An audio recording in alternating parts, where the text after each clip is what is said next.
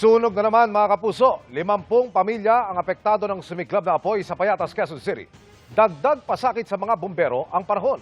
Nakatutok live si Rafi. Rafi. Emil, kasagsagan naman din ng init ng araw kanina nang sumiklab na ang sunog dito sa Barangay Payatas A sa Quezon City. Bagamat napigilan yung tuloy ang pagkalat ng apoy, humigit kumulang 50 pamilya pa rin ang apektado ng sunog.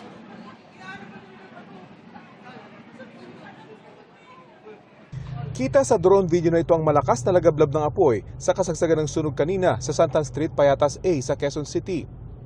Sa cellphone video naman ito ng isang residente, kita ang makapal na itim na usok mula sa mga nasusunog na mga bahay. Mahigit kalahating oras lang mula nang may report ang sunog, iniakyat agad ito ng BFP sa ikatlong alarma. Bukod sa init ng panahon, nagpahirap daw sa mga bumbero ang dami ng tao. Habang umaabante kami, pumapasok naman yung mga residente. Masisikip yung mga daanan, yung mga iskanita.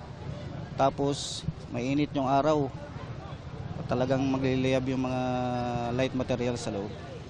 Halos 40 bumbero ang rumisponde sa sunog, kaya nakontrol ang apoy pasado alas 2 ng hapon. Idiniklara itong fire out ng 3:06 p.m. Sa kuwang ito ng aking drone, makikita ang mga bumbero at ilang sibilyan sa mga bubungan ng bahay. Pilit na sinasalba ang mga bahay na hindi pa inaabot ng apoy. Yun yung mga prinotektahan namin kasi ang hangin papasok sa loob. Kaya doon kami umabante, doon kami umatake para hindi na lumaki yung sunog. Isa sa mga nagpapasalamat ang pamilya ni Trixie. Kung hindi raw naisalba ang kanilang bahay, tiyak damay ang hilera ng mga tindahan ng school supply sa lugar. Isang bahay na lang po. Buti na lang po yung bahay dun sa likod is bato, kaya hindi po agad kumalat. Pero ang bahay nila Miko, isa sa mga unang natupok. Wala raw silang naisalba. Nagsimula sa kapitbahay namin, sa bubong daw eh. Tapos hindi ko na alam kung ano nangyari. Biglang lakas talaga agad ng apoy. Sabi ko, bumbero na, hindi na talaga kaya. Hanggang nagtakbuhan ng mga kapitbahay namin. Ilang residente ang nagtamo ng minor injuries matapos subukang isalba ang kanilang mga gamit. Ang ibang residente, gumamit na ng garden hose para basain ang paligid ng kanilang bahay.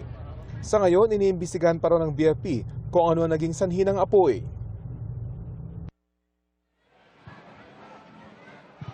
Inasikaso naman agad ng lokal na pamahalaan ng Quezon City itong mga nasunugan na pansamantalang narito ngayon sa covered court ng Barangay Payatas A. Lahat sila ay humihingi ng tulong partikular ng mga personal na gamit dahil karamihan ay walang naisalba sa bilis na pagkalat ng apoy. Yan ang latest mula dito sa Barangay Payatas A. Emil? Maraming salamat, Rafi Tima.